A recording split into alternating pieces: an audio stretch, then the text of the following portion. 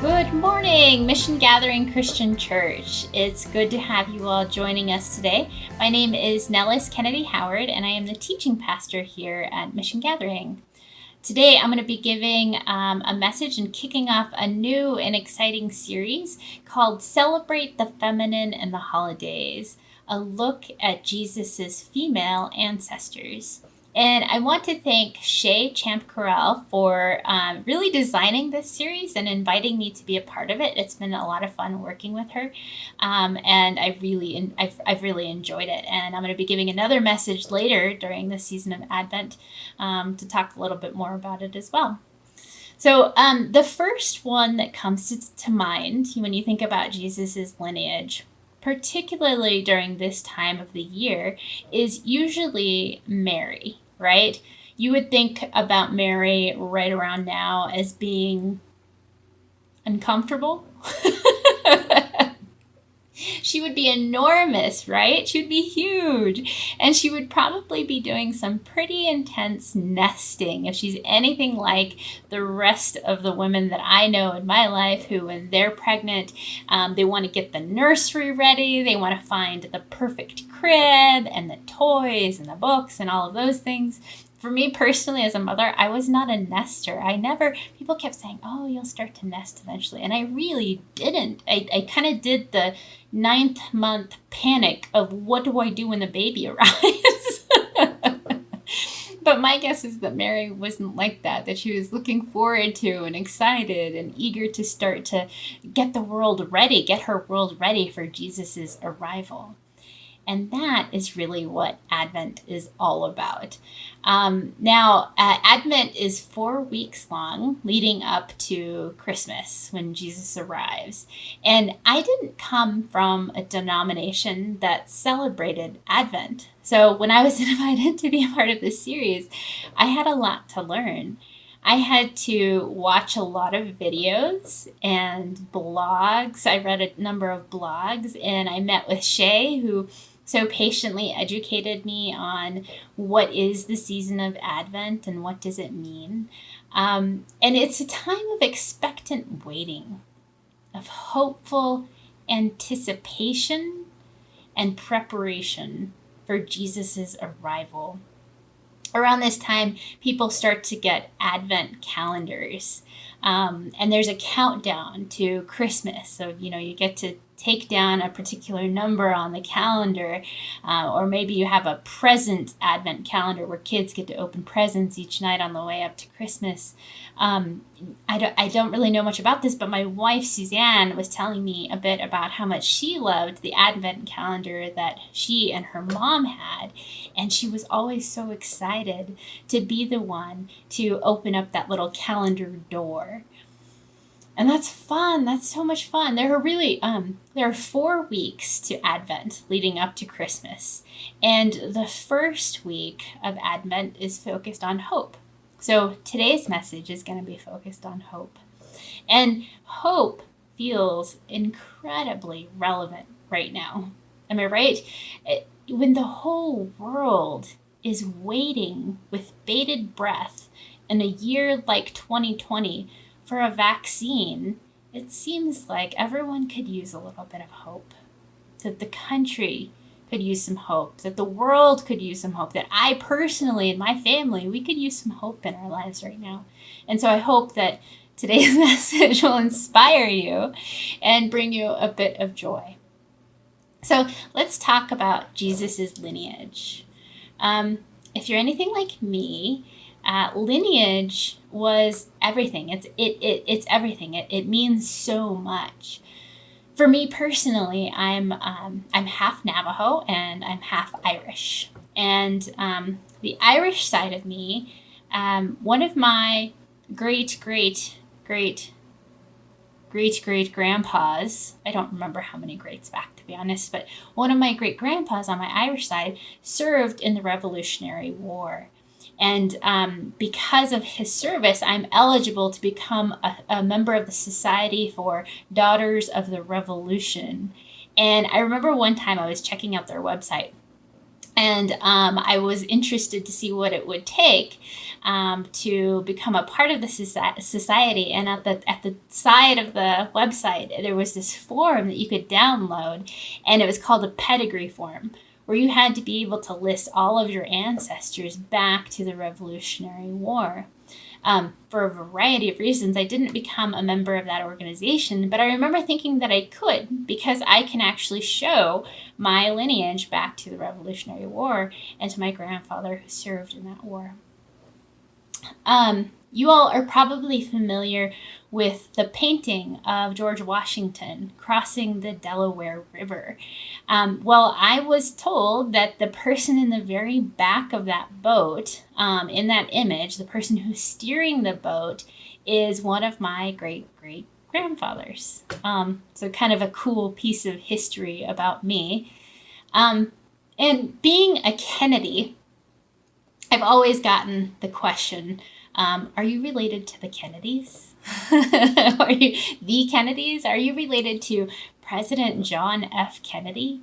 And funnily enough, yes, I am related, distantly, but I am related. There were 3 brothers that came over from Ireland. And John F. Kennedy's family came from the brother whose name was Patrick. And my family came from the brother who was named John. So we are distantly related. I remember that I once had the honor of meeting Senator Ted Kennedy years ago.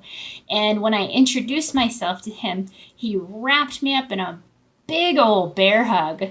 Big dude. He wrapped me up in a big old bear hug. And he called me cousin, and how good it was to see me. I grew up saying that I didn't have any of the Kennedy money, but I had the bad luck. And that's all on my Irish side. On my Navajo side, lineage is incredibly important.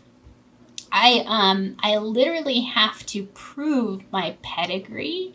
I hate that word. I have to prove my pedigree to secure my rights to healthcare and to education and other treaty rights that were conferred to my people.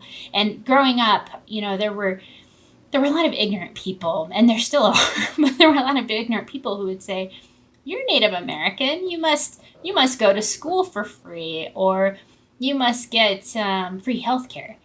And no, nothing could be farther from the truth. The reality is that the rights that I have because of who I am, those actually are reserved for me through treaty, and that my ancestors paid for those rights with their blood, sweat, and tears, and through the exchange of land with the federal government. I'm what some people might call a card-carrying Indian, which means that I can prove my blood quantum as a Native American person. Blood quantum is a terrible thing where essentially it was, the federal government's attempt to try to quote unquote bleed out the Indian, saying that if you don't have 1/4 of Native American Indian blood in you, you are not Indian.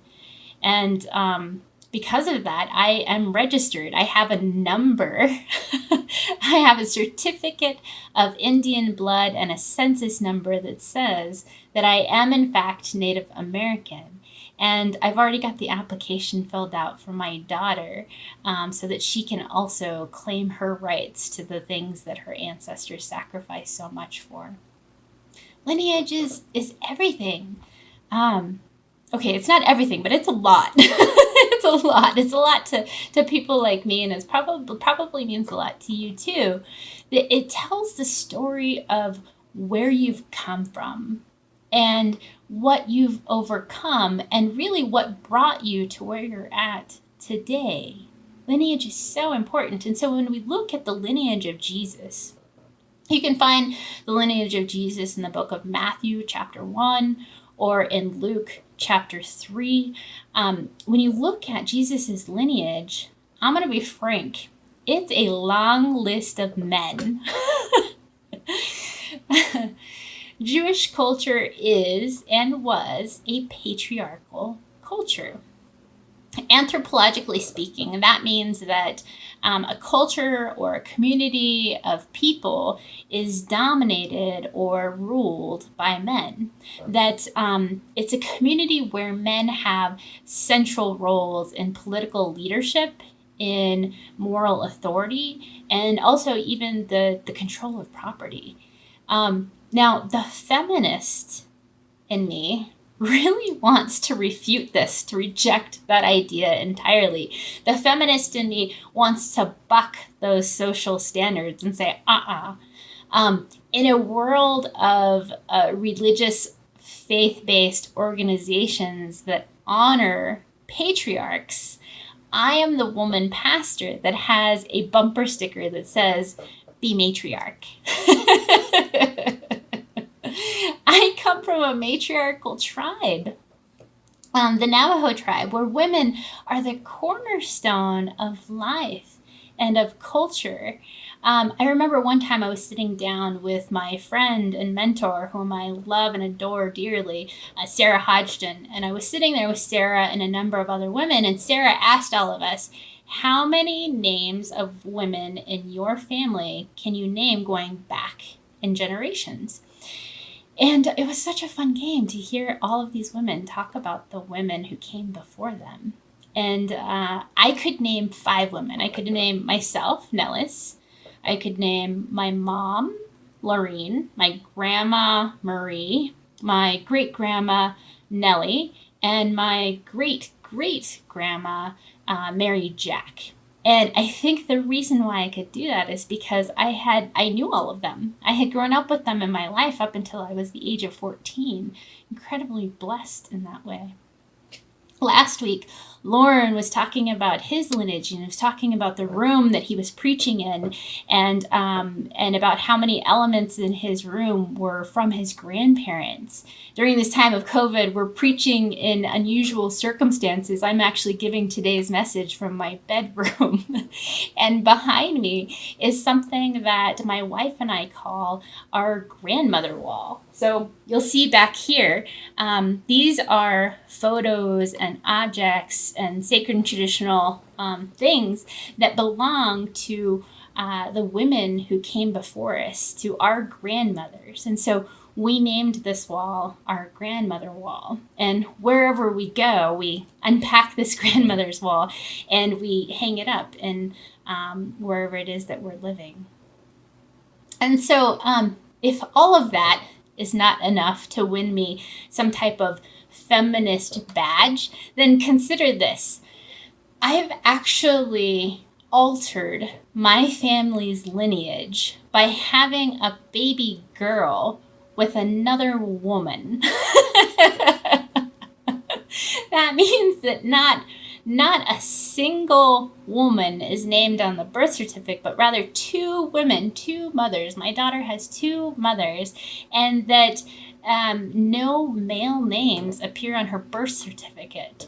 And that was very intentional. My wife and I, we asked for a female doctor and a female labor team and a female doula to help bring our little girl into this world. And so a big part of me, the feminist of me, I'm guessing, wants to reject the idea of patriarchy. But you know what? That would be wrong. That would just be wrong. Jewish culture is and was a patriarchal culture. Now, I never imagined that I would be the person who would be giving a sermon where I myself am defending patriarchy, but I guess here I am. Who am I, or who is anyone really, to challenge or to change a culture, but the people of that culture, unless there is intense violence or harm that is being done? I mean, who are we? I think about my tribe, and I think about the colonizers that tried and still try today to try to change our matriarchal culture as Navajo people into a patriarchy. And through all of this, it does no honor to the people who are being pushed. And because of this, I want to name that Jewish culture is and was a patriarchal culture. And because of that, the lineage of Jesus focuses primarily on the males in Jesus's ancestry.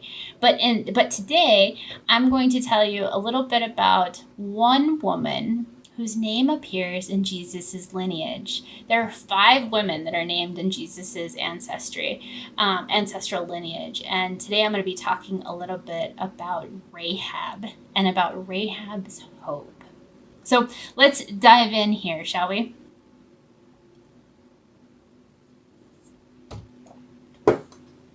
Who was Rahab? And why is her hope notable in any way? Now, Rahab is known for a lot of things, but the number one thing that most people think about when they think about Rahab is they think about her being a prostitute.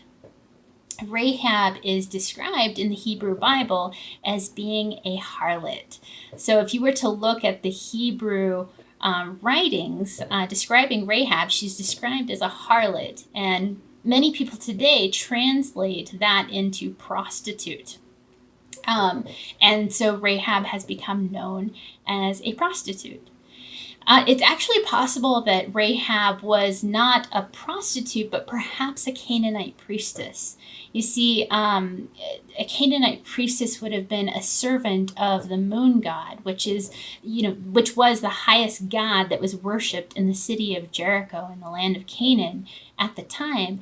And if that were the case, the priestesses during that time were required to perform sexual acts as part of their religion. So if Rahab was in fact a priestess, she would have been very respected because of her position within Canaanite society as a priestess. Others say that Rahab was an innkeeper and not a harlot or not a prostitute. That's what was suggested by a first century historian Josephus.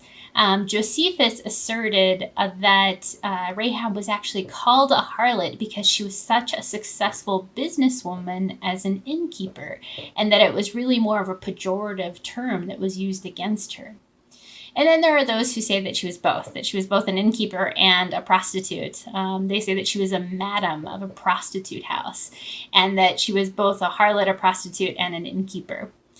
Regardless of what you believe about Rahab, she would have been someone who had influence in her community, either because of her position as a priestess or being a successful businesswoman.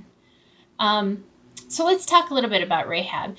And before we do that, I'm going to set the scene just a little bit and tell you about what was going on during this time. So back up. Moses had just led the Israelites out of Egypt. You all remember the story of the Israelites had been slaves in the land of Egypt. Moses brought them out in this mass exodus. They crossed the Red Sea, and they're on their way to the Promised Land. When I was writing this message, I kept humming that old hymn. Do you all remember the old hymn, To Canaan's Land? To Canaan's land, I'm on my way where the soul never dies. I kept going back to that hymn as I was writing this. So Moses has led the people out of Egypt, and he's leading them to the promised land of Canaan. And he gets to the outskirts of Canaan. And before the Israelites enter, Moses sends 12 spies into the land of Canaan. And he says, go check it out. Go tell us what it looks like. Go tell us if it looks good. Should we move forward? How should we proceed? And he sends 12 spies out ahead of them. And the 12 spies, they go into the land of Canaan, and they find out that the promised land, the land that God said that would belong to the Israelites, is in fact flowing with milk and honey. I love that description. The land flowing with milk and honey. And that the spies are there. There's this part in scripture where they're talking about how bountiful the fruit is in the promised land. And they talk about picking a cluster of grapes that was so enormous that they tied it onto a long pole and 2 men had to carry it because that's how big the grapes were. And so the dozen spies go into Canaan, they see all of this, and they go back to Moses. And 10 of the spies go to Moses and they say, the land is beautiful. It is flowing with milk and honey. Look at this fruit that we brought back to show you. It's tremendous. But we can't overtake the Canaanites. We can't overtake them. They are too big. They are too populous. They are way too powerful for us to overcome. The Israelites can't overcome the Canaanites. But 2 of the spies say, yes, we can. The land is flowing with milk and honey, and God can give it to us. He's promised it to us. And they tell Moses all of this. And God actually punishes the Israelites for their lack of faith, that he would deliver them into this promised land. And he forces the Israelites to wander the desert for 40 years, promising that none of them will ever enter the promised land except for Benjamin and Joshua, the 2 spies who said that they could overtake the land. And so Moses died. Moses died, and he never got to enter the promised land of Canaan. And now Joshua is the new leader of the Israelites, and he's taken over, and he's meant to lead the Israelites into Canaan. And it's foretold at this time that the Canaanites would be occupying the land that was promised to the Israelites, and that the Canaanites would need to be conquered severely. Let's take a look at what that looks like. If you have your Bibles, join with me to read Deuteronomy chapter 7, verses 1, 2, and 5. Deuteronomy chapter 7, 1, 2, and 5. When the Lord your God brings you into the land you are entering to possess, and drives out before you many nations, the Hittites, Girgashites, Amorites, Canaanites, Perizzites, Hivites, and Jebusites, 7 nations larger and stronger than you. And when the Lord your God has delivered them over to you, and you have defeated them, then you must destroy them totally.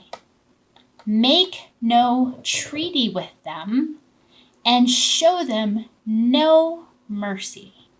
Make no treaty with them, and show them no mercy. Continuing on to verse 5. This is what you are to do to them. Break down their altars, smash their sacred stones, cut down their Asherah poles of worship, and burn their idols in the fire. Whoa! Whoa! We're talking about conquest of epic proportion. Epic proportion, am I right? As a Native woman, this baffles me. I'm in seminary right now, and I'm taking this course on the Hebrew Bible. And timely enough, there was a reading last week that I had to read that was written by a Native American professor of theology named Robert Warrior. And the piece that I had to read was entitled Canaanites, Cowboys, and Indians.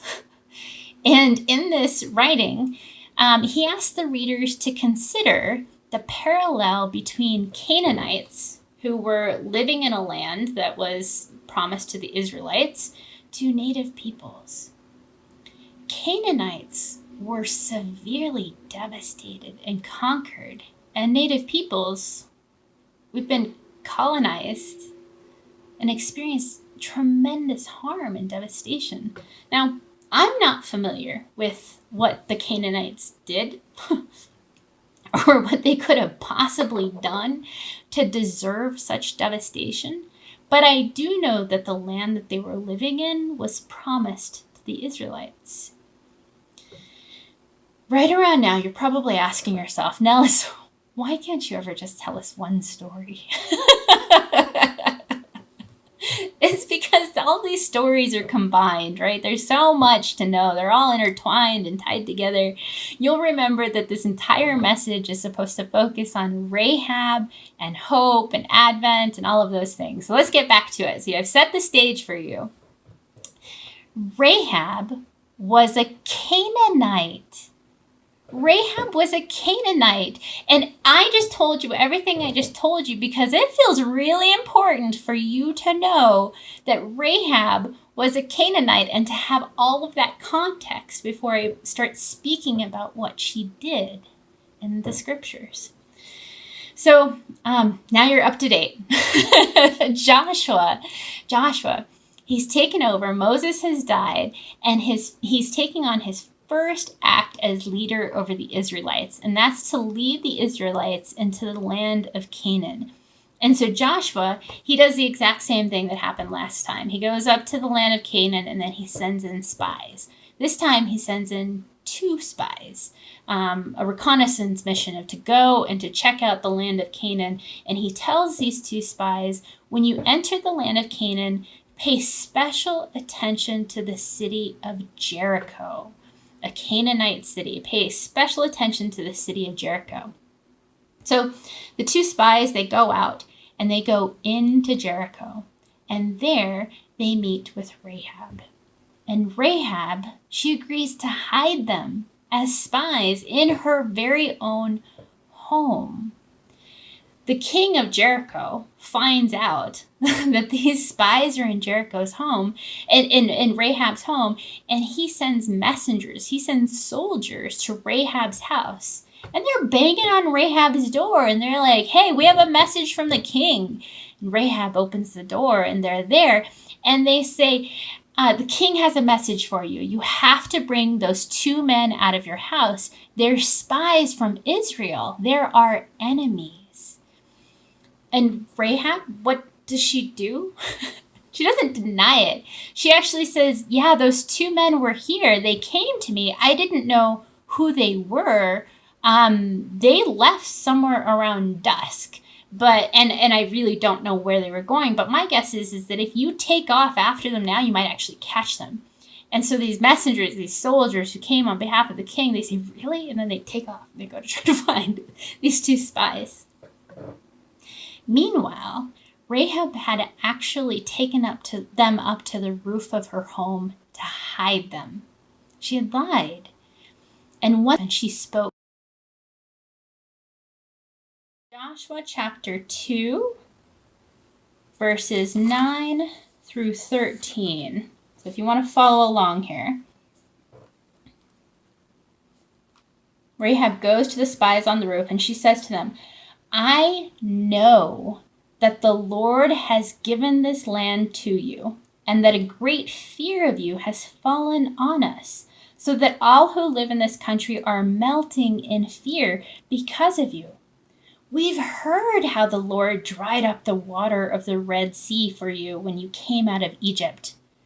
We've heard what you did to Sihon and Og, the 2 kings of the Amorites east of the Jordan, whom you completely destroyed. When we heard of it, our hearts melted, and everyone's courage failed because of you.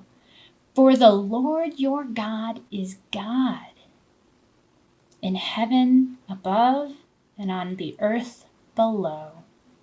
Now then, please swear to me by the Lord that you will show kindness to my family, because I have shown kindness to you. Give me a sure sign that you will spare the lives of my father, my mother, my brothers, my sisters, and all who belong to them, and that you will save us from certain death. That's a heck of a plea. So, this plea, this message that Rahab shares with the spies, what does it convey? It conveys a number of things. She starts off by saying, I know that the Lord has given this land to you. That's really important because she doesn't say, I know that the Lord can give you this land. She doesn't say that. She doesn't say, I know that the Lord could give you this land. She doesn't say, I know that the Lord will give you this land. No, she goes so far as to say, the Lord has given you this land. He's already done it. She has absolute confidence that God had already acted and that the land no longer belonged to the Canaanites, but to the Israelites. She was confident that it had already been handed over. And then she goes on further in this message. We've heard how the Lord dried up the Red Sea for you and the Israelites coming out of Egypt. And we've heard of all of the things that God has done. She knew of the Lord's power. She knew about it. She believed it. And she feared God. She respected God's power. And then she asked for mercy. She asked for mercy and safety and protection from certain death. She knew that the Israelites, that they intended to come in and to slay and devastate Canaan, including Jericho. She knew that. She knew that it had been foretold 40 years prior that the Israelites would take over the Canaanites. She knew and she believed that it would happen. She knew that all of those things would happen, but she doesn't stop there. Instead, she asks for mercy. Now, the verse that I read not long ago, Deuteronomy, the thing that I said that God said the Israelites should not do. Let's read that again. God says, make no treaty with them and show them no mercy.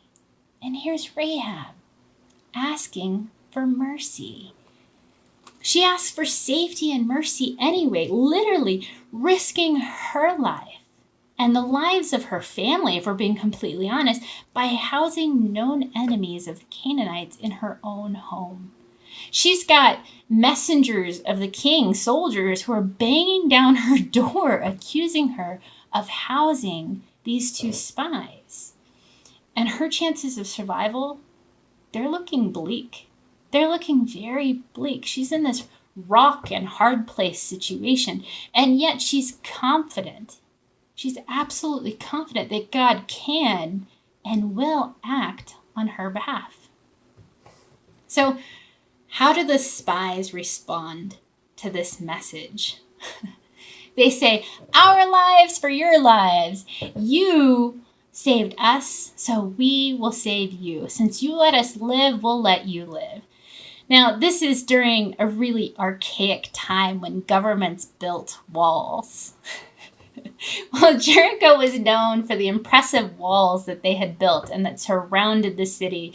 During this time, they would have been enormous walls that protected the city from outside threats. And Rahab's house was built into the sides of the wall.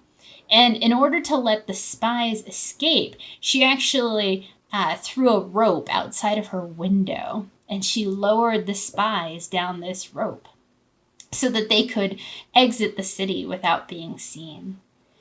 And the spies in turn told Rahab that they would save her family when they came back to destroy the city if she would lower that same rope outside of her window so that they knew that she would be there.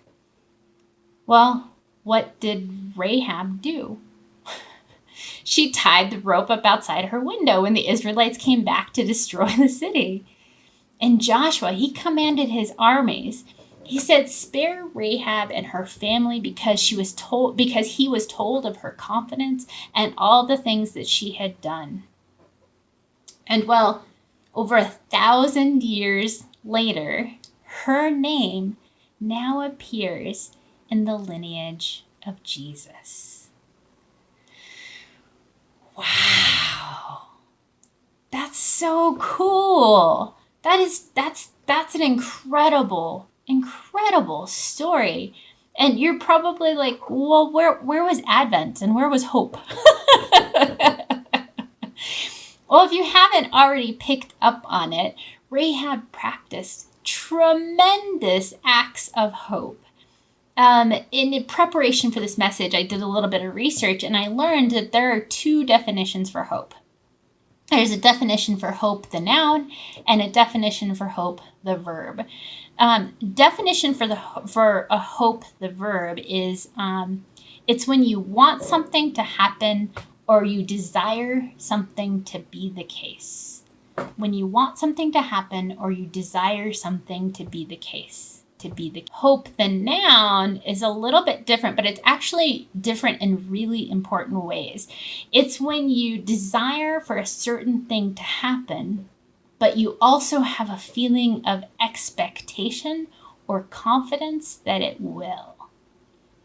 That's the type of hope that Rahab practiced.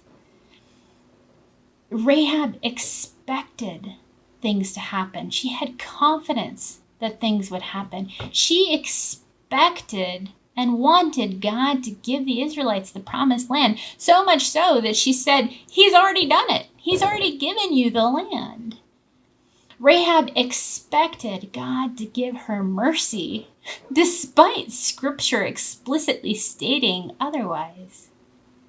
And she expected the Israelites to make good on their promise that they would actually remember her if she tied a rope outside her window while they devastated her city. She didn't just hope for these things. She didn't just desire for these things to happen. She waited expectantly. She waited with anticipation and confidence that these things would happen. And that is exactly what Advent is all about. It's about expectation and anticipatory hope. Hope for what will come. Hope for all that Jesus will do in your life and in the lives of others. This week it marks down, it launches the beginning of the season of Advent, and the countdown has begun. People are putting out their Advent calendars. Mary and Joseph around this time would have been making their way to Bethlehem. Can't imagine what that trip was like, 9 months pregnant. What does your hope look like today? What does your hope look like? Are you hoping for something? Are you desiring something to happen? Are you waiting anxiously to see if God will act? Or are you waiting with expectation that God will act? Are you waiting in anticipation and confidence that God is going to act? I was once told that you have to believe in your prayers before you pray them. Do you believe in your prayers? Do you believe and have faith and confidence that God is going to act? That He will do those wonderful things to look out for you? Let's bow our heads in prayer. Awesome Lord, Creator of tremendous stories and generations of beautiful people, women and men. Thank you for bringing your Son into this world. Light a fire under us, Lord. Light a fire in our hearts. Teach us how to wait with expectation, how to wait with confidence. Enhance our faith and teach us how to hope. It's in your name we pray. Amen.